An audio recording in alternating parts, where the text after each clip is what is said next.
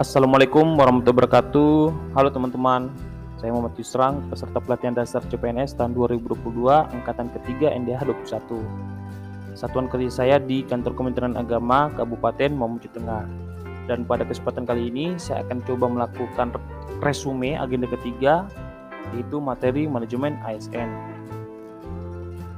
Setelah beberapa waktu yang lalu, saya sudah membahas tentang Smart ASN, maka pada kali ini saya akan membahas seputar manajemen ASN. Manajemen ASN itu sendiri adalah pengelolaan ASN untuk menghasilkan pegawai ASN yang profesional, memiliki nilai dasar, etika profesi, bebas dari intervensi politik, bersih dari praktik korupsi, kolusi, dan nepotisme. Adapun peran seorang ASN dalam ruang lingkup publik yaitu pertama, pelaksana kebijakan publik. Maksudnya lah ASN berfungsi, bertugas, dan berperan untuk melaksanakan kebijakan yang dibuat oleh pejabat pembina kepegawaian sesuai dengan ketentuan peraturan perundang-undangan. Untuk itu, ASN harus mengutamakan kepentingan publik dan masyarakat luas dalam menjalankan fungsi dan tugasnya tersebut.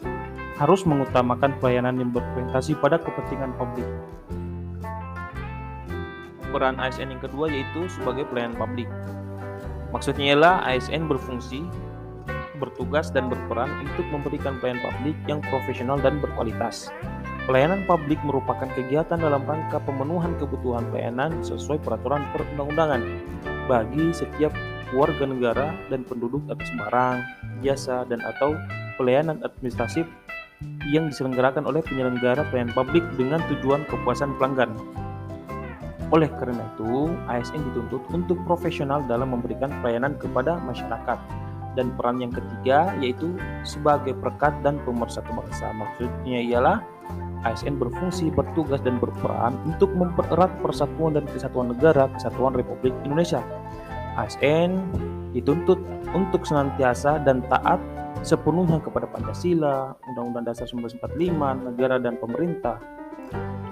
ASN senantiasa menjunjung tinggi martabat ASN serta senantiasa mengutamakan kepentingan negara daripada kepentingan diri sendiri seseorang maupun golongan tertentu.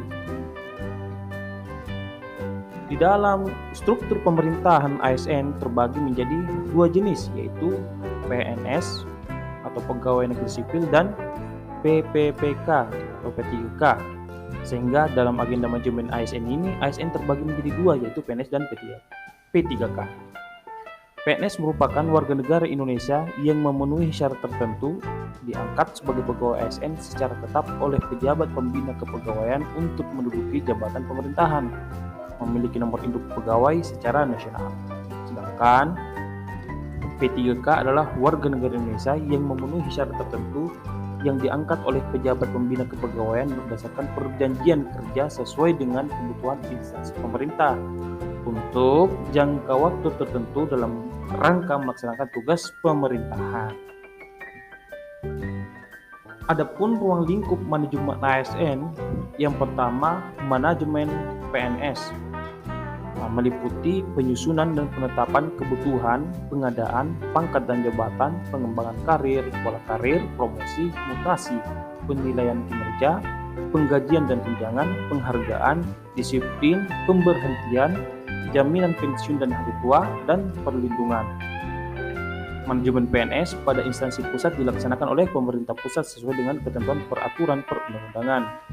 Sedangkan manajemen PNS pada instansi daerah dilaksanakan oleh pemerintah daerah sesuai dengan ketentuan peraturan perundang-undangan. Adapun manajemen P3K. Manajemen P3K meliputi penetapan kebutuhan, pengadaan, penilaian kerja, penggajian dan tunjangan, pengembangan kompetensi, pemberian penghargaan, disiplin, pemutusan hubungan perjanjian kerja, dan perlindungan. Jika ASN dalam strukturan pemerintahan itu ada dua jenis, maka yang jadi pertanyaan adalah apa yang menjadi pembedanya? Maka yang menjadi pembedanya adalah haknya selaku ASN. Hak adalah suatu kewenangan atau kekuasaan yang diberikan oleh hukum, suatu kepentingan yang dilindungi oleh hukum, baik pribadi maupun umum, agar dapat melaksanakan tugas dan tanggung jawabnya sesuai dengan ketentuan agar dapat meningkatkan produktivitas. menjamin kesejahteraan ASN dan akuntabel, maka setiap ASN diberikan hak. Nah, hak PNS dan P3K yang diatur dalam Undang-Undang ASN yaitu kalau PNS berhak untuk pertama memperoleh gaji, tunjangan dan fasilitas, kedua memperoleh cuti, tiga jaminan pensiun dan jaminan hari tua, empat perlindungan, dan lima pengembangan kompetensi.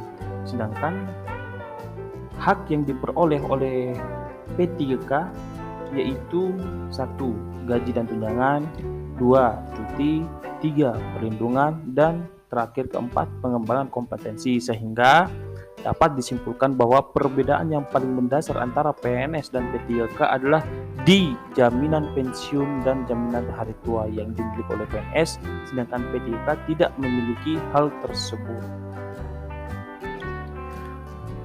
Selain hak sebagaimana yang disebutkan di atas, pegawai pun juga memiliki kewajiban. Kewajiban adalah suatu beban atau tanggungan yang bersifat kontraktual. Dengan kata lain, kewajiban adalah sesuatu yang sepatutnya diberikan. Kewajiban pegawai ASN yang disebutkan dalam Undang-Undang ASN adalah 1. Setia dan taat pada Pancasila, Undang-Undang Dasar Negara Republik Indonesia tahun 1945, Negara Kesatuan Republik Indonesia, dan pemerintahan yang sah. 2. Menjaga persatuan dan kesatuan. 3. Melaksanakan kebijakan yang dirumuskan pejabat pemerintah yang berwenang. 4. Menaati ketentuan peraturan perundang-undangan.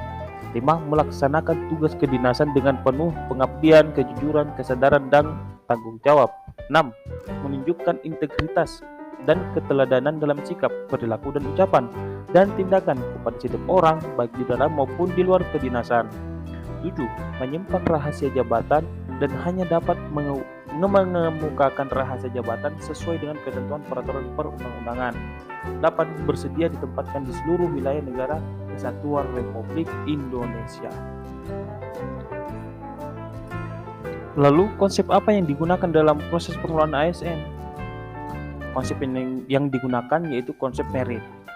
Nah, sistem merit ini pada dasarnya adalah konsepsi dalam manajemen SDM yang menggambarkan diterapkannya objektivitas dalam keseluruhan semua proses dalam pengelolaan ASN, yakni pada pertimbangan kemampuan dan prestasi individu untuk melaksanakan pekerjaannya seperti kompetensi dan kinerja. Lalu yang menjadi pertanyaan kemudian, konsep apa yang digunakan dalam proses pengelolaan ASN ini? Konsep yang digunakan yaitu konsep merit. Adapun konsep merit itu sendiri ialah sistem atau konsepsi dalam manajemen SDM yang menggambarkan diterapkannya objektivitas dalam keseluruhan atau semua proses dalam pengelolaan ASN, yakni pada pertimbangan kemampuan dan prestasi individu untuk melaksanakan pekerjaannya, dalam hal ini kompetensi dan kinerja. Lebih lanjut lagi, jelaskan bahwa kehadiran Undang-Undang ASN menjadi tonggak penting dan harapan penerapan merit system ini dalam pengelolaan sumber daya manusia di Indonesia untuk mewujudkan aparat yang profesional dan berkualitas. Pasal 1 tentang ketentuan umum memuat cakupan sistem merit dalam pengelolaan ASN. Dijelaskan bahwa sistem merit adalah kebijakan dan manajemen ASN yang berdasarkan pada kualifikasi, kompetensi, dan kinerja secara adil dan wajar dengan tanpa membedakan latar belakang politik, ras, warna kulit, agama, asal-usul, jenis kelamin, status pernikahan, umur, atau kondisi kecatatan. Mungkin itu yang bisa kami sampaikan. Kurang dan lebihnya kami mohon maaf. Assalamualaikum warahmatullahi wabarakatuh.